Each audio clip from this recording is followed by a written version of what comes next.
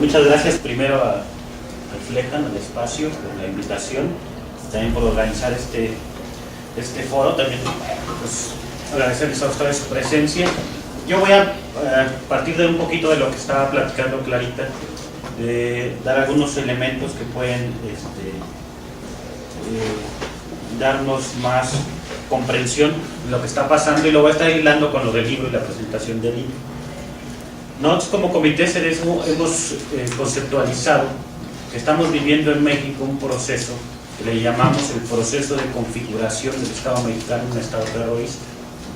Así lo hemos conceptualizado. ¿A qué se debe este proceso? Bueno, hay una crisis mundial capitalista, y una forma de resolver la crisis va a ser profundizando por un lado las medidas de corte neoliberal, o sea, mayor explotación del hombre, mayor explotación de la naturaleza, y por lo tanto una mayor restricción de los derechos humanos. Entonces, ante este escenario que el capitalismo busca salir de su crisis, recordar que históricamente cuando viene una crisis capitalista, por lo regular no produce automáticamente revoluciones, sino lo que produce es fascismo. Entonces el fascismo es un método que le permite al propio capital poder subsistir y reiniciar otro ciclo, ¿no? Aunque también se dará la oportunidad de esta vertiente de un cambio revolucionario. En México, el papel que México le está tocando en esta crisis del capitalismo mundial y sobre todo de Estados Unidos, pues está sufriendo transformaciones que le van a permitir al mismo capital norteamericano, con la extracción de todos nuestros recursos naturales, la profundización de esta pérdida de derechos laborales. Y para hacer esto, para poder lograr el capital hacer eso, tiene que cambiar incluso al propio Estado mexicano. Y lo que estamos viviendo aceleradamente desde el 2004, 2005, o sea, es por eso que viene de más atrás, pero creemos que se acelera en 2004, 2005, 2006, son este proceso de configuración de un Estado terrorista. Y son varios elementos, algunos ya los explicó Clarita, ¿no? Primero lo que encontramos es el Estado como política configura un enemigo interno. Configura el narcotráfico como aquello que es un enemigo en contra de la sociedad, en contra del Estado mismo, y al que hay que combatir y atacar con todos los medios posibles. El narcotráfico es un fenómeno objetivo que existe, pero que ahora es utilizado en el marco de una política de construcción de un enemigo interno. Y el narcotráfico lo han querido configurar desde hace años con el narcoterrorismo o la narcoguerrilla, o los narcos, como en Michoacán con la familia, que tienen un discurso social. Entonces, configura la construcción de este enemigo interno, como antes fue el comunismo, ahora es el narcotráfico o el terrorismo en diferentes partes del mundo. Y acompañado a esta configuración viene el uso del terror para combatir a este enemigo interno. Todo es válido con tal de acabar con la delincuencia, con el narcotráfico, con la violencia. Entonces van a configurar que es necesario inclusive los medios legales o los ilegales para combatir este fenómeno que aparentemente está desbordado, pero que también ya sabemos por la documentación, la misma violencia ha sido generada no solamente por el Estado mexicano, sino por los Estados Unidos directamente a través de la DEA, que si leen el proceso de hace creo que 3 números, o la edición especial, está confirmado que el cartel de Sinaloa, los principales capos extraditados a Estados Unidos, también eran agentes de la DEA. Entonces ellos cumplieron un papel de escalamiento de la violencia como una estrategia planeada, ni siquiera desde el gobierno mexicano, sino de Estados Unidos. Entonces, a la par de la configuración del enemigo interno, el terror para combatir a este enemigo interno, viene lo que decía Clarita, la militarización de amplias zonas del país, no solamente ya en contra de, o en lugares o en zonas donde hay lucha social o hay organización social, sino también en lugares para proteger estas grandes inversiones transnacionales, todo lo que tiene que ver con el petróleo, la minería, el agua, la biodiversidad, que inclusive llega a la militarización en lugares donde no hay ninguna organización social, pero lo hacen para garantizar, ¿no?, a las empresas, la seguridad de las empresas. Y a la par de la militarización tiene un fenómeno que en diferentes partes de América Latina también se ha dado, que junto con la militarización viene la paramilitarización. Paramilitar es aquel ente que está entrenado, financiado o es tolerado por el mismo Estado mexicano, y como comienza a haber una documentación y se empiezan a denunciar graves violaciones de derechos humanos por parte del ejército o por parte de la policía, lo que empieza a utilizar el Estado es civiles, ¿no? Civiles armados, entrenados, contratados para que cometan esos mismos asesinatos, esas masacres, esas ejecuciones, ¿no? Y también lo podemos rastrear. El origen del cartel de los Zetas, pues como ustedes saben, son las fuerzas especiales, los GAGES, ¿no? Los grupos de fuerzas especiales mexicanos que se pasaron en masa al cartel de los Zetas, y viene una nueva etapa con ello. Después viene militarización, paramilitarismo, criminalización. No solamente es una criminalización judicial, no solamente se está criminalizando a los luchadores sociales, sino es una criminalización en general a la pobreza, a los jóvenes y a todo aquel que esté cuestionando este modelo de seguridad. Recordar también que Calderón inicia su gobierno con el lanzamiento de la llamada de guerra contra el narcotráfico. Así la llamaban, es una guerra contra un ente que nos pone en peligro como sociedad y como Estado, y tenemos que todos apoyar en esta guerra. Hoy se ha revertido incluso el uso de la palabra guerra, y hoy han borrado de todas sus memorias institucionales la palabra guerra, y ahora le ponen lucha o combate al narcotráfico. ¿Por qué? Porque el mismo movimiento social se ha dado cuenta que efectivamente estamos en una guerra, pero no una guerra en contra del narcotráfico, porque el narcotráfico es una parte sustancial del propio Estado mexicano, sino es una guerra en contra de la sociedad. Y no solamente de sus organizaciones, de sus pueblos, de sus comunidades que están en lucha, sino es una guerra de control social que tiene que ver con toda la sociedad. Que estés o no organizado. Nosotros decíamos, si estás organizado, te pego. Si no estás organizado, también te pego. ¿Para qué? Para que no pienses ni se te ocurra algún día poder organizarte, ¿no? Y acompañada a esta criminalización, que también es mediática, viene otro elemento, que es el narcotráfico comienza a funcionar como la fuente de financiamiento de estos grupos paramilitares. Para mantener a cientos o miles de hombres armados, entrenados, alimentados, necesitan tener una fuente de financiamiento. ¿Cuál es esa fuente de financiamiento? Pues el control de las rutas del narcotráfico. Entonces, la lucha de carteles por el control de la ruta del narcotráfico tiene que ver también con poder asegurar el financiamiento de estos grupos paramilitares. ¿Por qué? Porque es difícil que el Estado directamente, como lo hacía antes, financie esos grupos paramilitares, porque viene una documentación, viene una denuncia y se comprueba el nexo Estado-paramilitares. Para evitarse eso, como lo hacen en Colombia desde hace años, precisamente el Estado, a través de los paramilitares, disputan el control de la ruta del narcotráfico, lo dominan, entonces esa es su fuente de financiamiento. Y acompañado de esto, también lo decía Clarita, vienen las reformas estructurales, que es elevarle el techo a la impunidad. Actualmente todavía estamos como en el 98.9% de impunidad, o sea, de personas militares o agentes del Estado, policías que hayan sido juzgados por violaciones a derechos humanos, hay muy pocos, ¿no? Y estas reformas estructurales lo que va a permitir es volver legal lo que es ilegal, ¿no? Y ha habido un avance en ese sentido. Se volvió constitucional el arraigo, se está proponiendo que sea constitucional decretar estado de excepción sin que el Congreso lo apruebe, y otro tipo de medidas. ¿Y esto qué está produciendo en la sociedad? Pues una mayor polarización y una mayor ruptura del tejido social.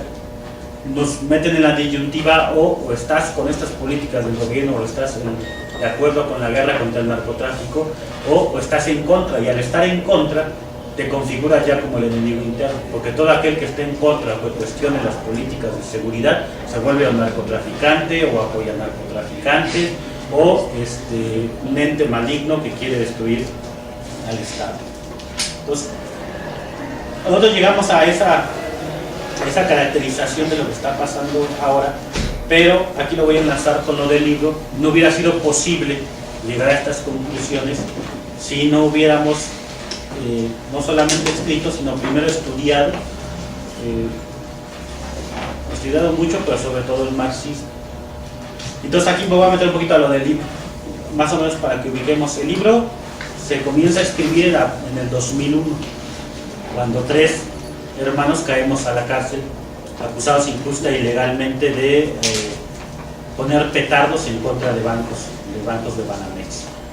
Entonces explotan los 3 petardos, acaba de terminar la huelga de la UNAM, esa que duró como 9 meses. La Policía Federal había ocupado la UNAM, 1000 presos estudiantes habían estado en la cárcel, algunos duraron 8 meses, había un reflujo del movimiento estudiantil, pero todavía no estaba acabado el movimiento, y en ese contexto explotan 3 petardos contra bancos por la privatización de Banamex, y a los 5 días detienen a 5 personas, entre ellas a 3 hermanos que estábamos estudiando aquí en la universidad. Alejandro tenía 19 años, estaba estudiando economía en la mañana aquí en la UNAM, sociología en la tarde en la UAM Xochimilco. Antonio estaba estudiando filosofía y yo también estaba estudiando filosofía aquí en CEU.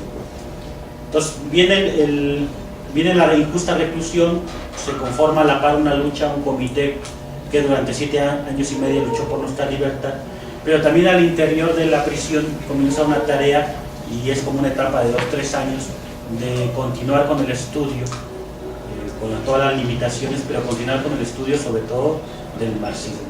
Entonces en el libro ustedes van a encontrar en las primeras partes sobre todo una reflexión sobre qué es la praxis, la enajenación, capitalismo, mercancía y conceptos muy clásicos de lucha de clases, porque teníamos la necesidad de tratar de aprovechar el tiempo estando en prisión, y una de las tareas que nos impusimos fue estudiar, continuar con nuestros estudios.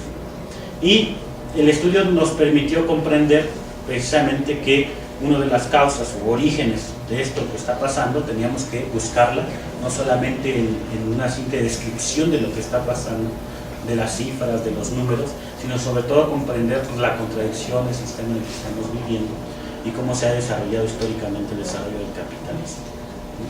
Y ya, por ejemplo, ya en el 2002, en una carta de Antonio Cerezo al maestro Carlos Facios, ya él hablaba que lo que se estaba comenzando a vivir en ese tiempo ya era una guerra, en ese momento silenciosa, una guerra sí, pero una guerra en contra del pueblo mexicano. Entonces, eso es algo que también venimos a retomar años después, y es uno de los elementos claves que nosotros pensamos para poder comprender lo que está pasando, de que efectivamente estamos en una guerra, pero es una guerra en contra de la sociedad, en contra del pueblo. En el libro también, después, un primer momento, primeros años, porque teníamos acceso a libros, como teorizamos un poco, y luego viene otro periodo donde hacemos análisis más coyunturales, y un análisis coyuntural muy importante que le escribimos bastantes páginas fue a las elecciones del 2006 y todo lo que se estaba girando a su alrededor. Ahorita 2012 es como un déjà vu, ¿no?, del 2006, ¿no?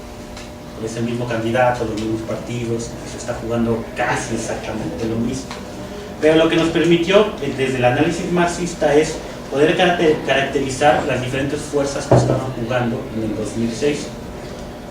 Por un lado, nosotros identificábamos a una izquierda que le llamábamos la izquierda antineoliberal, o más o menos antineoliberal, que se agrupaba en torno de Obrador, que sin cuestionar el capitalismo ni las bases fundamentales del capitalismo, sí estaba cuestionando ciertas políticas que están afectando a la sociedad, y sin romper con el capitalismo sí proponía frenar en algunos aspectos el desarrollo neoliberal de México como una forma de afrontar inclusive la crisis capitalista, ¿no? Desarrollar industria interna, darle mayor oportunidad a empresas, a pequeñas y medianas empresas, pero al fin de cuentas una apuesta capitalista, ¿no? La otra opción, la que la conceptualizamos como la izquierda anticapitalista, y en izquierda anticapitalista pues va desde el rojo intenso hasta el caso de Rosita, ¿no? Si les gusta el anarquismo o el trotskismo o lo que ustedes quieran, Pero una de las características de esta izquierda anticapitalista es que entre ella no podía caracterizar o no sabía caracterizar al movimiento de Obrador. O sea, hay grandes y profundas divergencias dentro de la izquierda anticapitalista para caracterizar a López Obrador. El elemento que inclusive subsiste ahora es burgués, es igual al PAN y al PRI, por lo tanto es lo mismo, punto, no hay discusión. Representan lo mismo y por eso es igual Peña Nieto. Bueno, en ese tiempo, ¿quién era el PRI? Madrazo. Madrazo que Obrador. No hay ninguna absoluta diferencia. Otra izquierda anticapitalista decía, bueno, efectivamente son dos proyectos capitalistas, pero sí hay una diferencia entre un proyecto reformista que quiere acotar ciertas políticas neoliberales y lo que viene siendo Calderón.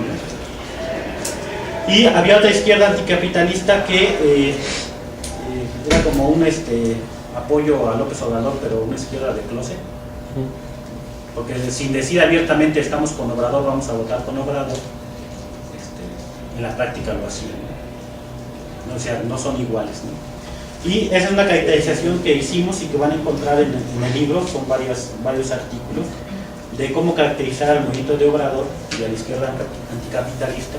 Y también decíamos que la izquierda anticapitalista se estaba debatiendo en dos tendencias, el reformismo y el izquierdismo. El izquierdismo entendiéndolo como la enfermedad infantil del comunismo, ¿no? Como lo entendía Lenin. Por un lado el reformismo, que estaba planteando sumarse a Obrador, aprovechar la coyuntura del movimiento de Obrador para, en sus sueños, claro, tomar el control del movimiento de Obrador y volverlo anticapitalista y hacer la revolución, etc. Todo parecido con la realidad del 2012, no me echen la culpa a mí, ¿no? Estoy hablando del 2006, ¿no? También el izquierdismo que planteaba, o sea, como Obrador es igual que PAN y PRI, se tiene que combatir de la misma manera. Inclusive iban a las manifestaciones del 2006 a decirles no se dejen engañar por Obrador porque es un burgués, no es la verdadera opción, hay que formar un partido anticapitalista, comunista, revolucionario. ¿Qué es lo que pasaba? Que pues, la misma gente de Obrador que los echaba, no a pedradas, pero sí les decía llégale, ¿no? ¿Por qué? Porque la gente sí pensaba y sí piensa que Obrador es una mejor opción, al menos la gente de Obrador, que los otros partidos. Entonces hay una izquierda que se confrontó con el proyecto de Andrés López Obrador y se confrontó abiertamente, diciendo eres lo mismo exactamente que todos, no nos vas a engañar, y trató de convencer a la gente de ese hecho. Y lo que nosotros vimos y ya estábamos viendo en esos años es que lo único que logró fue esa izquierda aislarse de mucha gente que es progresista, ¿no? Entonces también van a encontrar eso en el libro, y también van a encontrar en el libro algunos análisis sobre historia de México, van a encontrar algunos artículos, algunos periódicos y algunas revistas que mandamos en ese momento, y también al último van a poder encontrar algunas cartas, tanto de nosotros hacia nuestros padres como de nuestros padres hacia nosotros, y que también dentro de esas cartas vamos a vertir ciertas opiniones o ciertas análisis, ¿no? Entonces, lo que ya para concluir, nosotros creemos que es necesario el estudio profundo para nosotros del marxismo para poder entender una realidad y sobre todo la realidad que estamos viviendo. No quedarnos nada más en la descripción de los hechos, o como nosotros también hacemos, o sea, no es que no lo hagamos en nuestros informes de contabilizar las muertes, las ejecuciones, las desapariciones, la presión política, sino es importante explicarnos el por qué está sucediendo esto en México, por qué está sucediendo de esta manera en México, y quiénes son los que se están beneficiando al fin de cuentas de toda esta violencia, de todo este horror. Y para poder explicarnos eso necesitamos irnos a la teoría y necesitamos tener marcos conceptuales sólidos y tener mucha claridad en conceptos claves como lucha de clases, como capitalismo, como mercancía, y también con otros. Tampoco es reducirnos solamente al marxismo. Decía, no me acuerdo si el propio Marx, que para ser marxista necesitas conocer y leer todo lo que no es marxista, ¿no? O sea, no puedes ser un buen marxista si no conoces qué hay más allá del marxismo. Sobre todo ahora que la posmodernidad está de moda, ¿no? Bueno, muchas gracias.